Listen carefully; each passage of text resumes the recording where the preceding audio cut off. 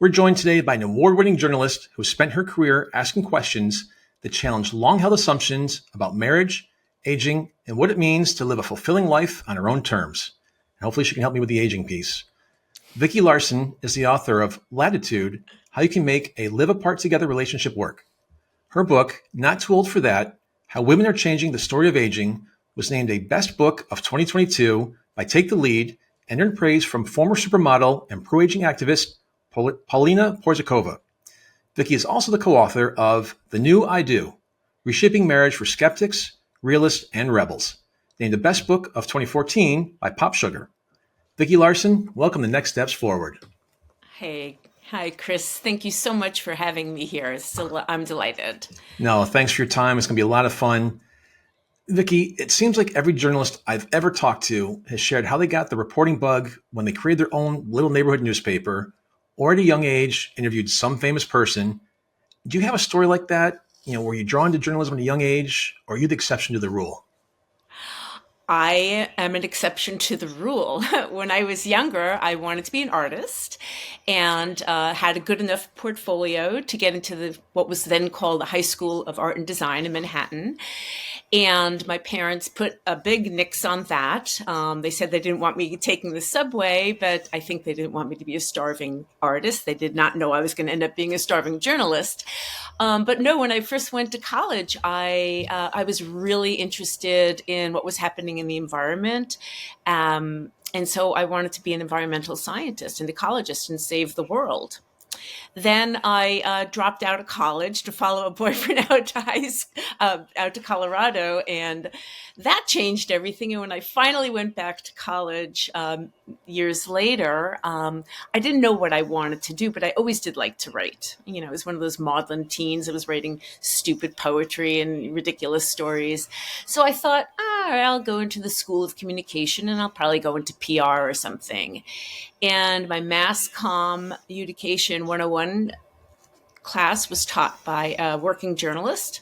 He was an editor at the Miami Herald. And he put the bug of journalism in me. I thought, this will help save the world, just like an ecologist would, but in a different way. So he put the bug in me, and wow, that's been 40 years, and it's been a wonderful career. Journalism demands, obviously, a lot of curiosity, courage. What early influences, teachers, writers, or experiences help shape your journalistic skills, style, and voice? And what role models influenced you after you entered the profession? Well, it really was my professor. I want to say his name, Alan Prince, a very beloved journalism professor at the University of Miami. He died, shortly after my first book came out. And he was my mentor for many years. I did a lot of stupid things, as you could imagine, as a young journalist. I immediately was the editor of a weekly newspaper in Miami and in the Miami area. And he would let me know when I messed up, which happened frequently. But, I always was a big reader. I love the writing of people like Kurt Vonnegut, Gabriel Garcia Marquez, Tom Wolfe, right? I mean, he created new journalism. More recently, I love the edgy writing of the writer Laura Kipnis. Her book, now I'm not thinking of the name, was really influential for me in my pivot into writing about relationships. I think Against Love, that's what it's called. Against Love? No, something like that. The compassion of columnists like Heidi Stevens used to be at the Chicago Trib, and Connie Schultz. And so I'm just a prolific reader, and I just probably too much, and I absorb a lot of, I'm inspired by a lot of great writers. I'm forgetting probably some of the people who really impact me, but you have to be curious. And I that is something that I really enjoy about the profession. Was there ever a particular story or an assignment that changed how you saw your role as a journalist? Well, I kind of did it to myself. So I had been at the Marin Independent Journal for 19 years, just and eventually became the lifestyles editor and writer. And, X number of years ago, I went to my boss and said, "Oh, I think I'd like to write a column." And so I set myself up for something that was hard. When you are a reporter, you are interviewing people, getting facts, putting it together in a nice little story, but it's their story.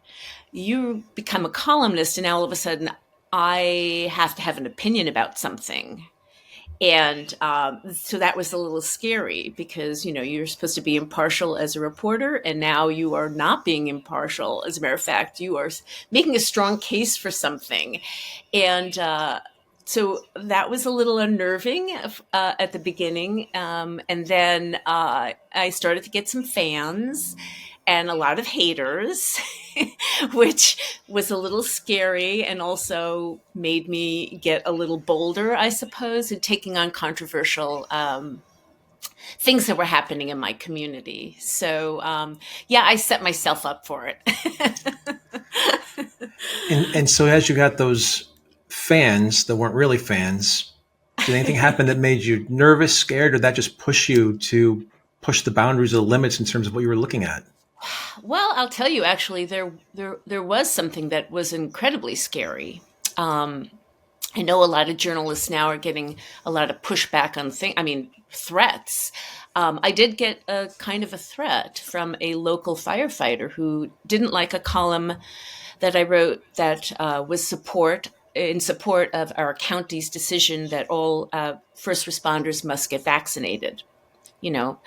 This was during the COVID time, and I agreed with the county, and I got an email from a firefighter who basically said, "We will remember you when you have an emergency." And that scared the heck out of me.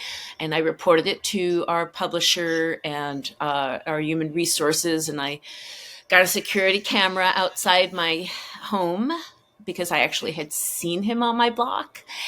And yes, I was a little bit scared. And my kids were like, "Mom, don't, stop writing like that." But you don't go into journalism to be quiet. You go into journalism to speak truth to power. And so it made me think a little bit longer and harder about things that I was going to say. But also, that was my role, to speak truth to power. Yeah. Can we dig in that a little bit deeper, that truth to power statement? Because I've never heard of that before. And it's fascinating to me because we're in a time now where this country, and this is a little bit off topic here, but I'll bring it back. Yeah. The country is so divisive, and You've got the extremes of the far left, the far right, and that 10% on each end of that I call the bell curve, where 80% of us are in the middle and we'll agree to disagree on a handful or a dozen or so topics. But for the most part, we'll see each other's point.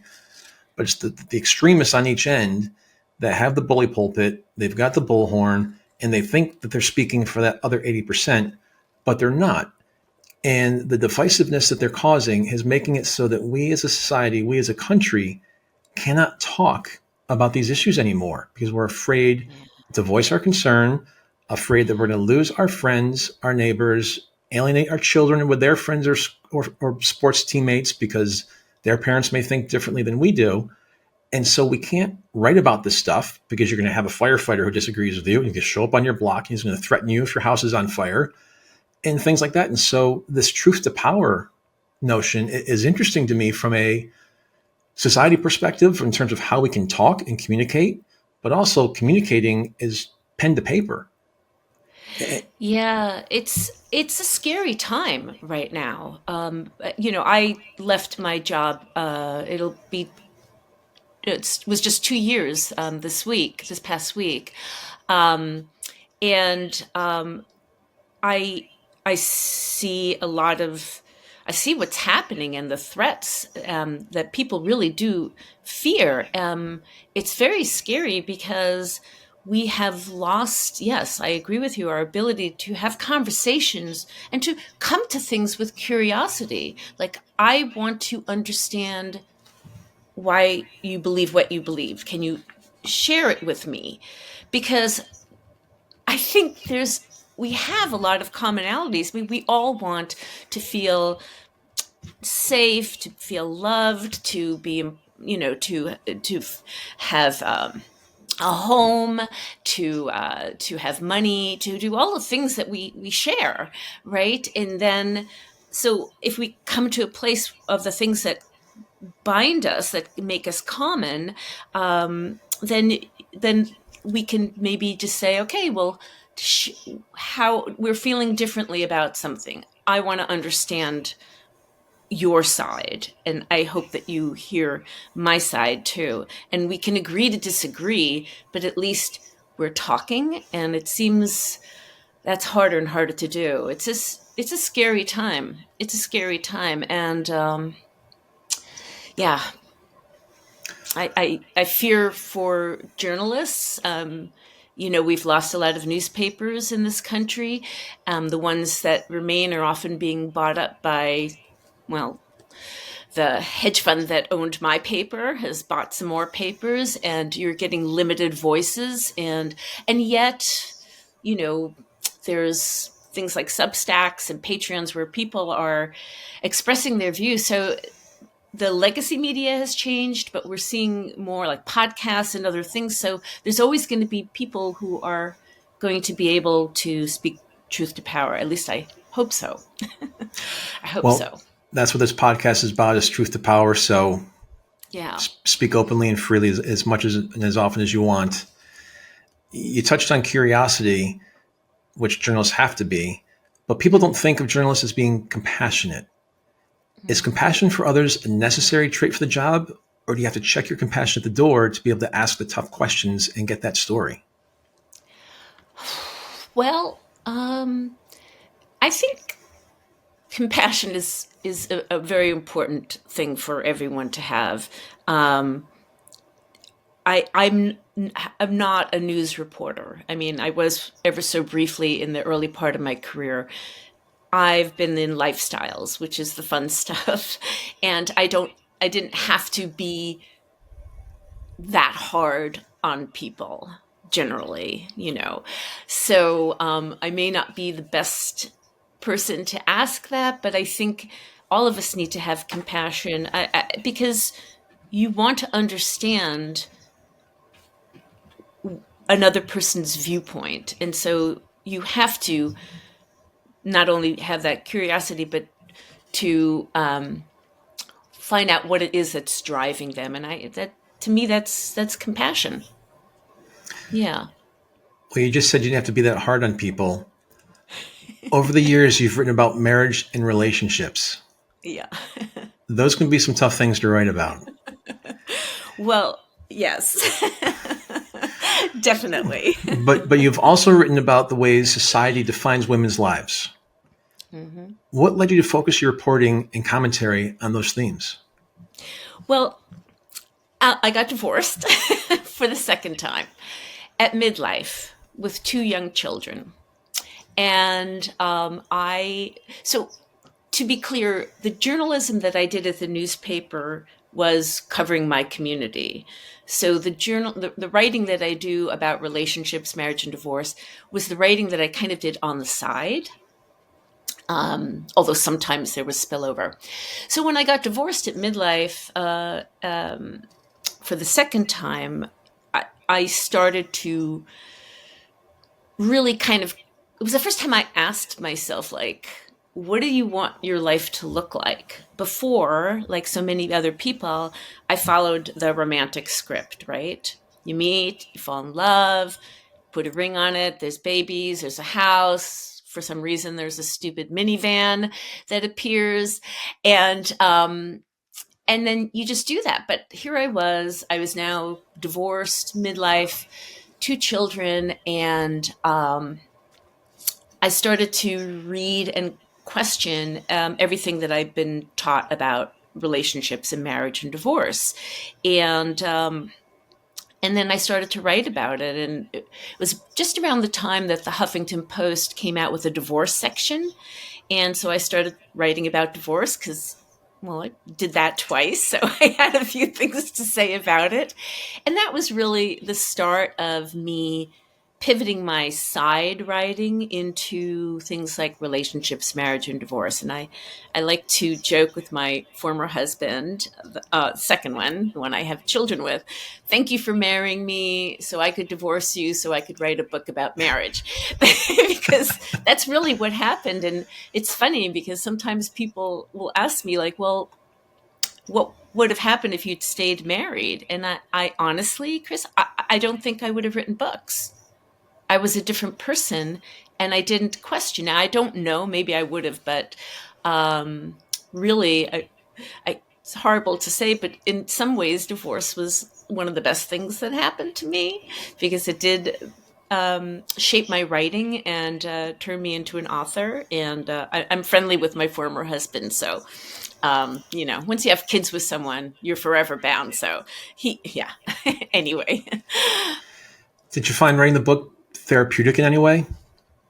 the marriage book, the first one that was co-written, well, yeah, in a way, because well, I was co-written with a local therapist, and she became kind of a divorce expert, not because she planned to. It's just that she started seeing more and more divorced people and hearing this sense of shame that they couldn't make their marriage work. And she didn't get married until her early 40s, and so she had heard from people, well, what's wrong with you? Why aren't you married?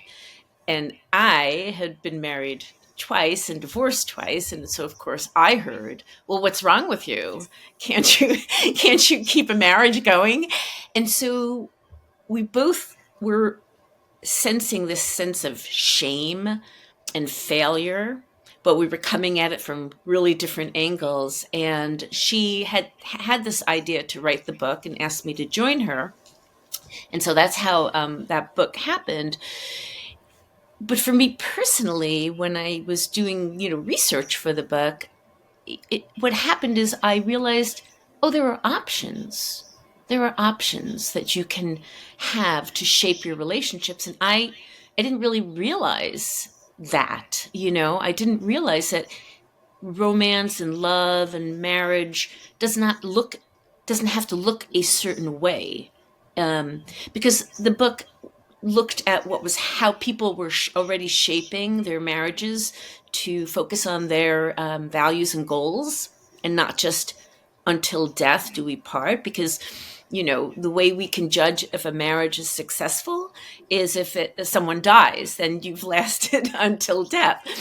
But the marriage may have been really unhappy, and it may have been sexless and loveless, and it may be full of contempt and anger, and yet this is a success because you made it till someone died.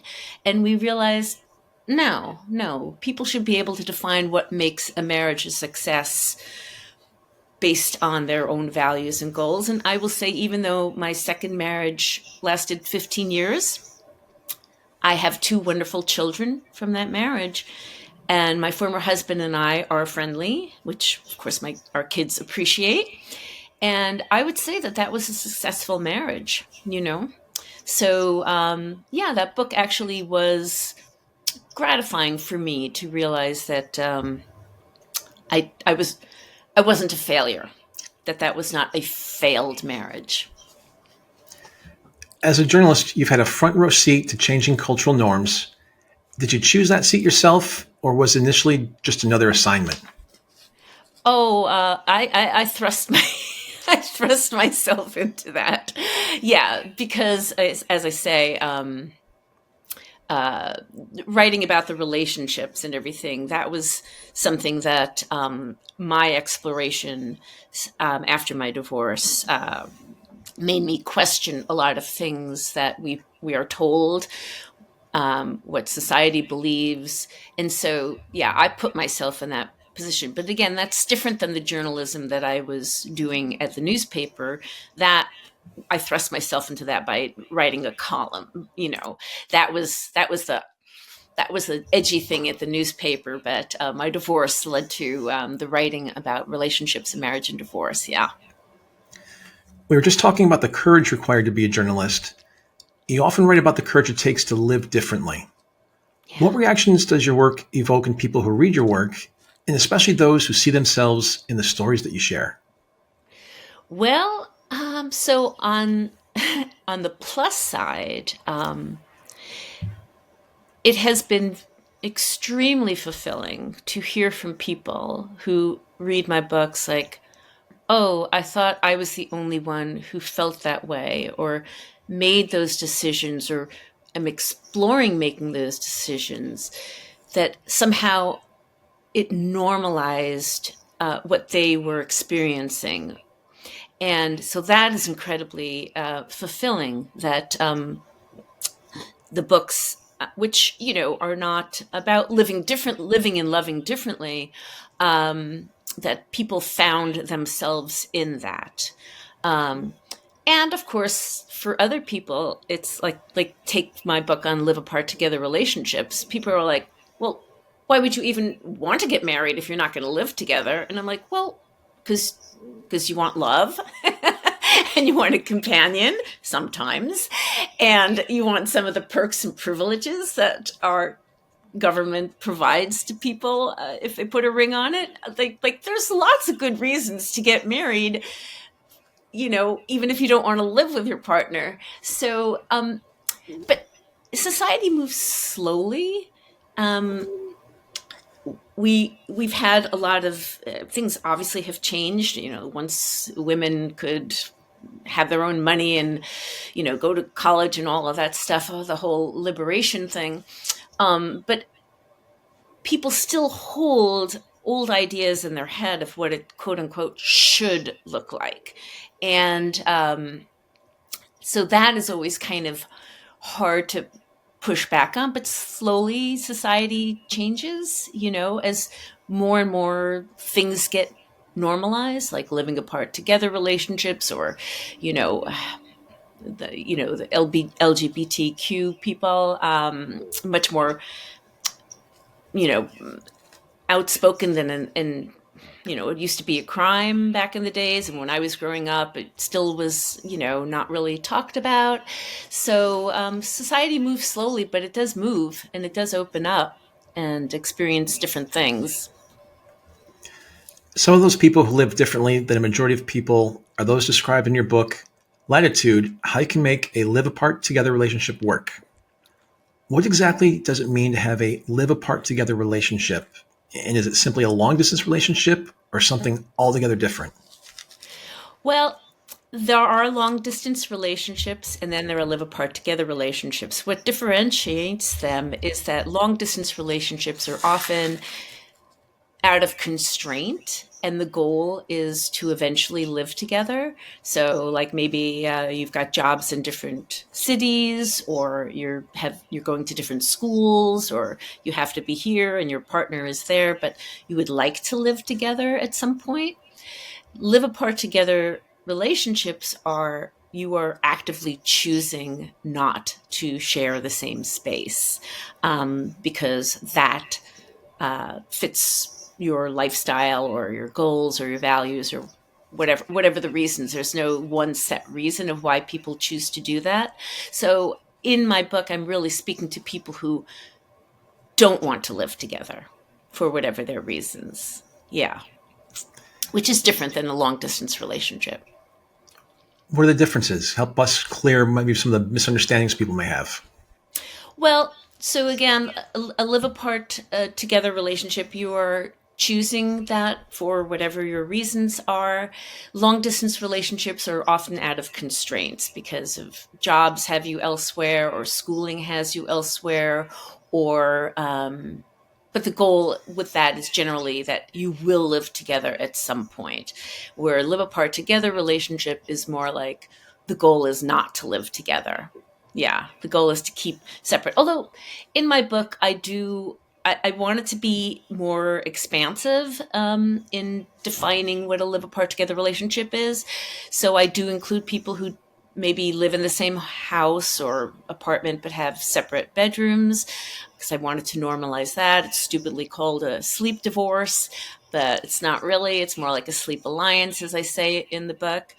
When the term was first developed in the 1990s, there were three things that had to happen to be considered a live apart together relationship. Is one, that you are in a relationship with someone, romantic relationship.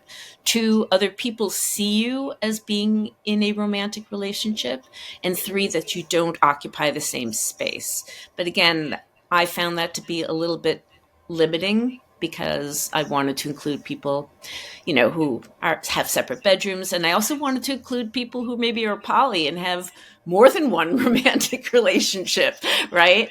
So I wanted to normalize that too. But generally, these are people who are choosing to not live with someone or to sleep separately. And how common are living apart together relationships?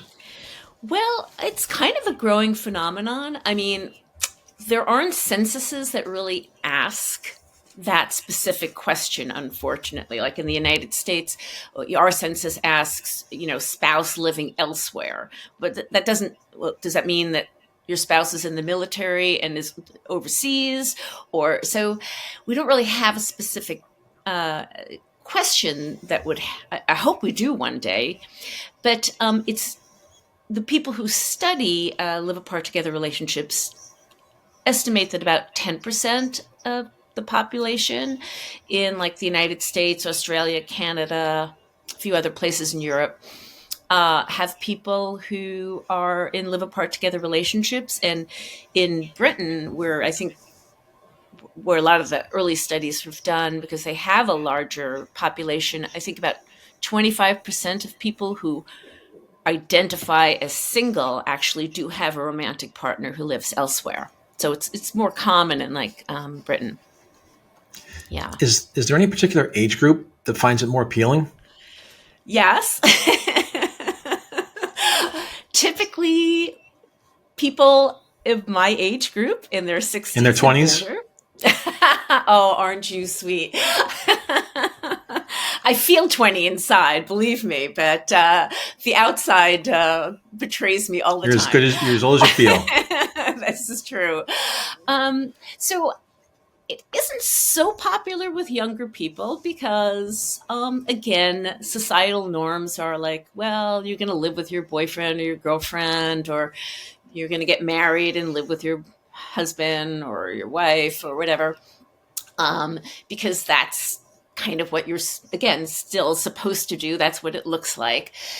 But for people who have maybe been married before or had a live-in relationship, maybe they're divorced, maybe they're widowed, a lot of older people have decided, been there, done that, especially women, and decided that they're not interested in living with a romantic partner anymore. And sometimes there's real valid reasons for that. But let's say you meet someone and fall in love, and your partner doesn't live that close to you, maybe an hour or so away. Do you want to uproot yourself from your community, maybe close to your children or grandchildren, where your healthcare providers are, and move to another city or state where you know no one? It isn't always that practical to do that, right? So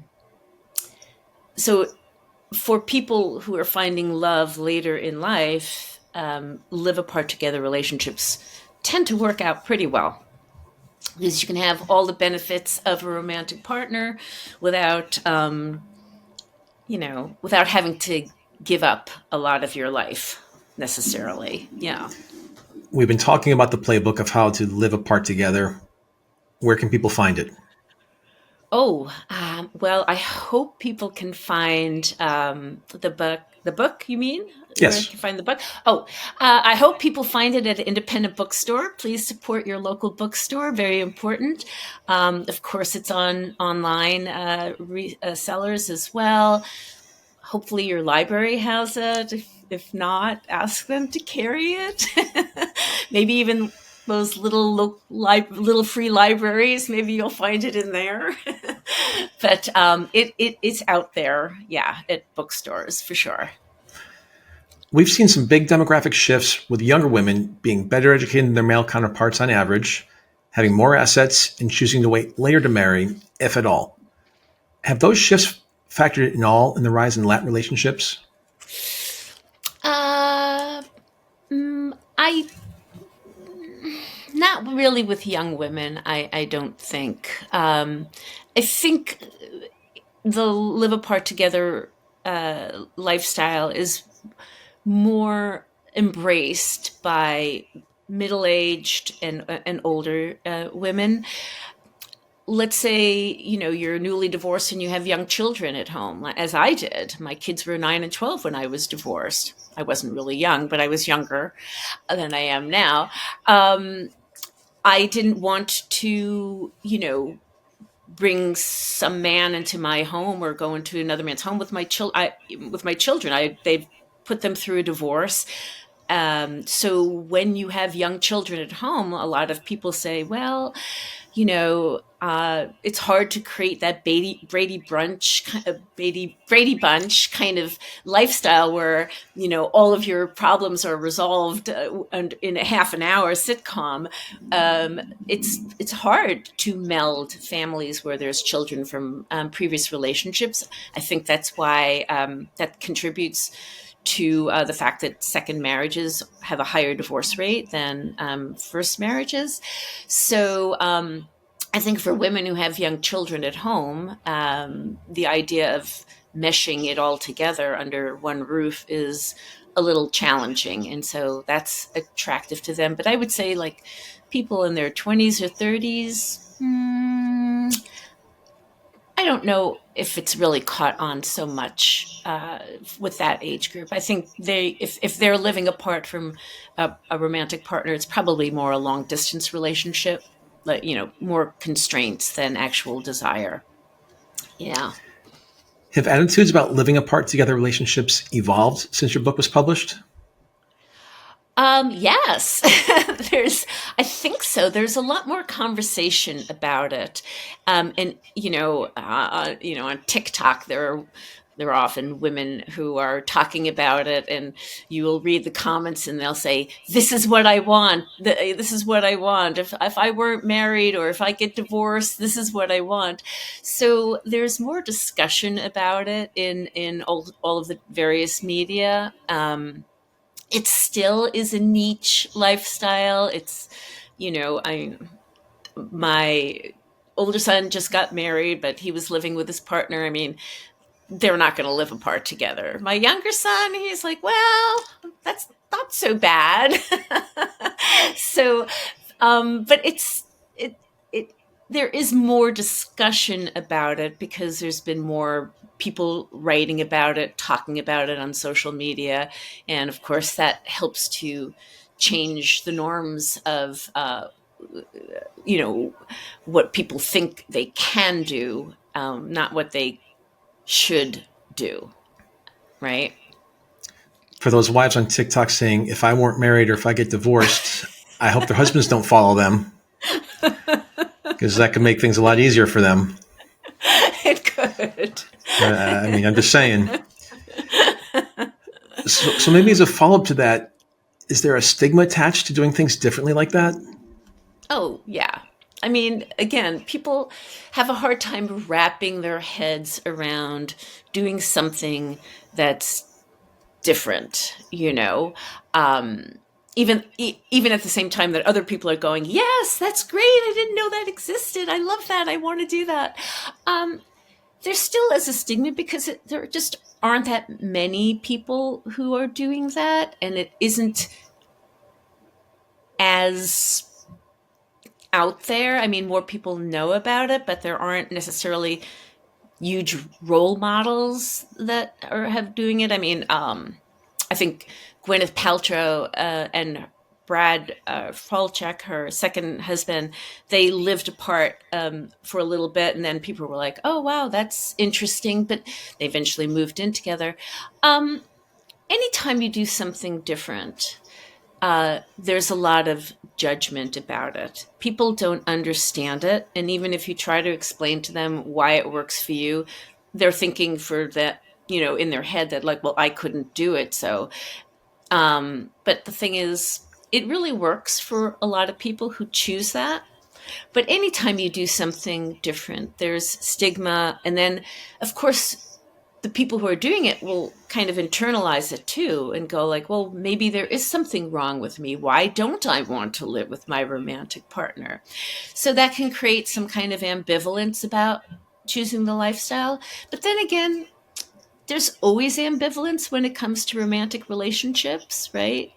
Even if you're moving in with a partner.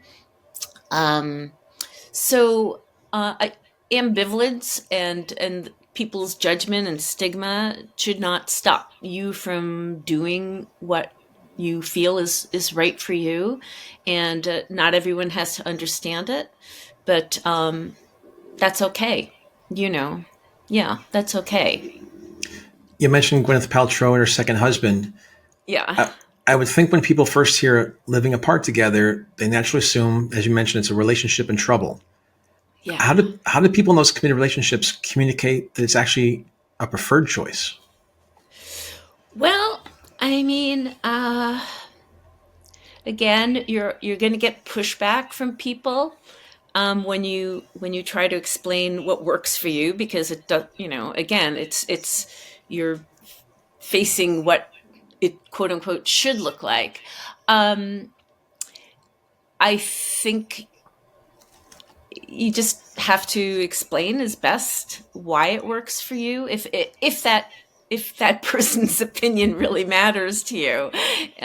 You know I mean, when Gwyneth Paltrow and Brad did that, they explained it was because they had young children at home and they wanted to kind of smooth that transition, which again, like we talked about, for people who are entering new relationships with children, young children, that is an important consideration. Um, that made sense to some people when they explained it that way. Um, but then again, they did move in together, so that kind of blew that apart. But she should have stuck with that. But you know, it's you just have to explain to people why it matters to you, and they may or may not understand it, and they may or may not want it, or they may decide like, you are a great role model. That's what I'm going to do. So yeah, Or it's not. Yeah. say, why is it anyone's business?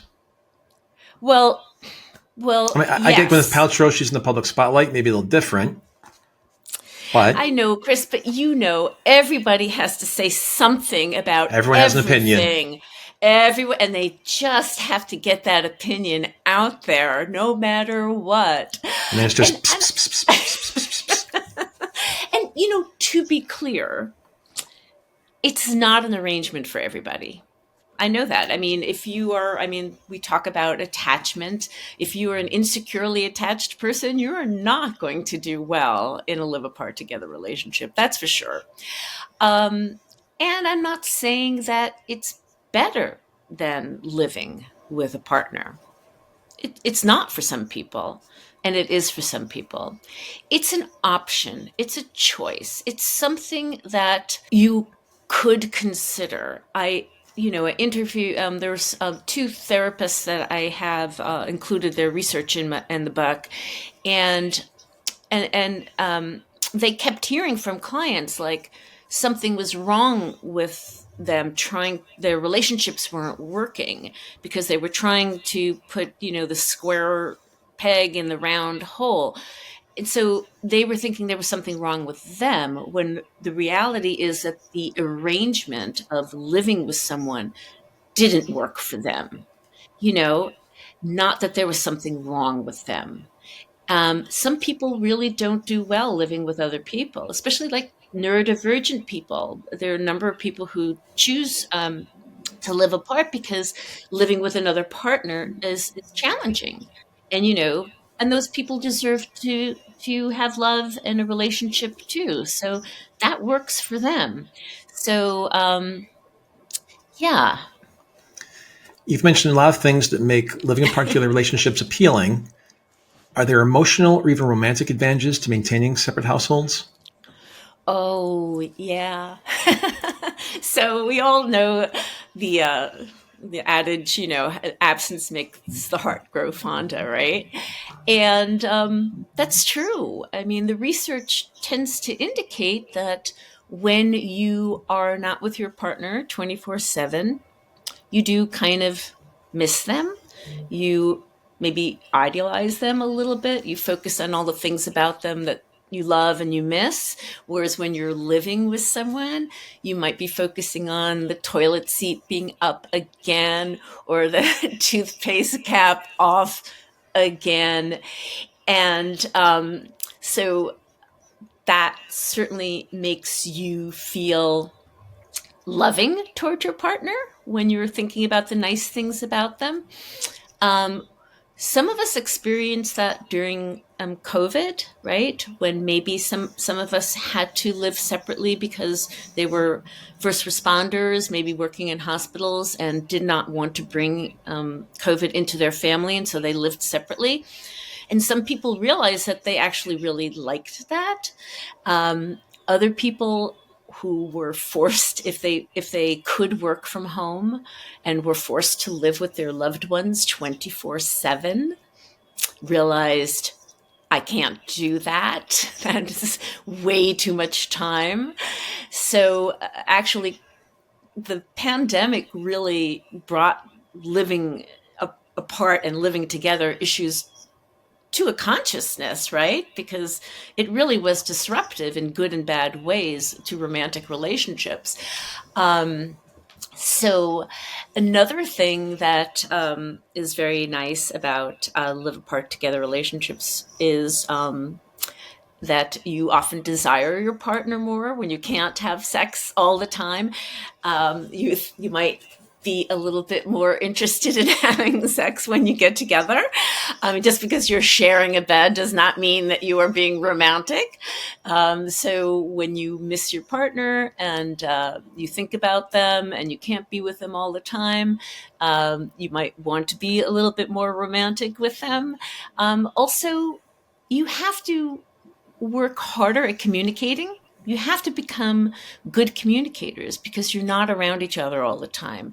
So and you have to be more expansive in the way you communicate too.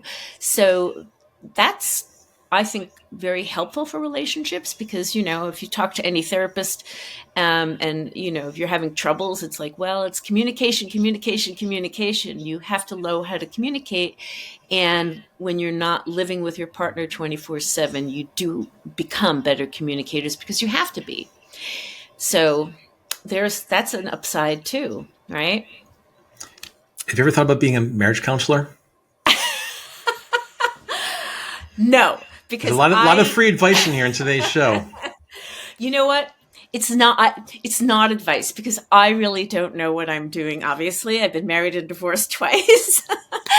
I don't have good advice to give to people. I have questions for people to ask themselves because, like I said, I didn't really ask myself what I wanted my life to look like until I was 48 and divorced for the second time. And that was the first time. And I hope that people realize that they can ask themselves that question a lot earlier in life. Now, of course, it's going to change throughout your life, and that's fine because what you want in your 20s might be very different than what you want in your 30s, 40s, and 50s, and so on. So it's a question that you can continue to keep asking yourselves, right? So, but I do not do what Vicki says. She doesn't know the answers. All right, fair enough. So you highlighted this a moment ago, but you've written that independence and intimacy aren't opposites and they can actually nourish each other. How can couples cultivate that balance even when they don't live under the same roof? Well, yeah, that's so it's interesting. I don't know if you know the therapist Esther Perel. She's she's written books, and she's fantastic, and she has said that intimacy requires closeness, but the erotic needs distance, right? So or something like that. I'm probably mangling that, but basically we need to be close because that's human beings need to we're social beings. However, being so close with someone often destroys the erotic and the mystery. So finding that balance of connection and distance is something that is easier to do in live apart together relationships. However, you being distant from your partner could lead you to kind of drift apart too. So you have to actively work on that, and which again, I think is a good thing, right? It's too easy to take your partner for granted when you're living 24/7 with them, but you can't take your partner for granted when you live separately from them. You have to actively work harder and find ways to keep that intimacy going, right? So yeah, I think you can create a good balance from that if you're willing to put in the works. Like how much are you willing to do for your relationship? I think that if you're living apart from your partner and you're not willing to put in the work, that relationship's not going to last. But if you were living with that partner and you still weren't willing to do the work, that relationship's not going to last either, right? Like anything in life, it's if you're willing to do the work. Yes, you have to be willing to do the work, right? Yeah. And as a follow-up to that, as we know, every relationship model has challenges. What are the biggest challenges living apart together couples face, both emotionally and practically? And if you know the answer to this one, what's the most common factor when they don't work out? Oh, okay, wait. Say that again. I'm sorry. The first part of the question, Yeah. what are the biggest challenges that living apart to couples face, both emotionally and practically? Okay. So you have to trust your partner. If you don't trust your partner, you're not going to really be able to live happily apart from each other because you'll always be doubting what they're doing and who they're doing it with and why they're doing it. So trust is a huge thing. Again, communication, being able to communicate well. Um, Again, worrying about feeling like something's wrong with you, right? For not choosing to be with your partner, living with your partner.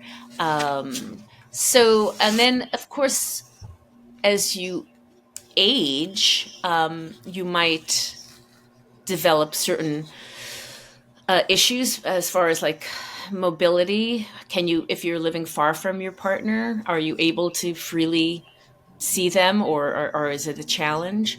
Maybe I'm not answering this properly. You are.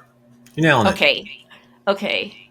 Um, so I'm emotionally, trust, communication. Yeah, I'm. Yeah. Nope. That sums it up. We've got about 90 seconds left. Oh, okay. What's a positive thing you want to leave our audience with for today as we go into the new year? Oh, okay. Well, these are hard times, challenging times. But I guess the world has always been hard and challenging. I think what's very important is to ask yourself, how do you want to live? Who do you want to have in your life? And realize that it doesn't have to look a certain way. Just find what works for you, and to be curious and to have compassion and empathy, and realize that there's a lot more that we share in common than different. That we all really want the same kind of things for our loved ones and and the world. So that's a hopeful thing, I think, to think about. Great way to end the year. Vicki Larson, thank you so much for being with us today. Thank you so much for having me. I'm Chris Meek. We're at a time. I wish you and your families a very healthy and happy holiday season. Until next time, stay safe and keep taking your next steps forward.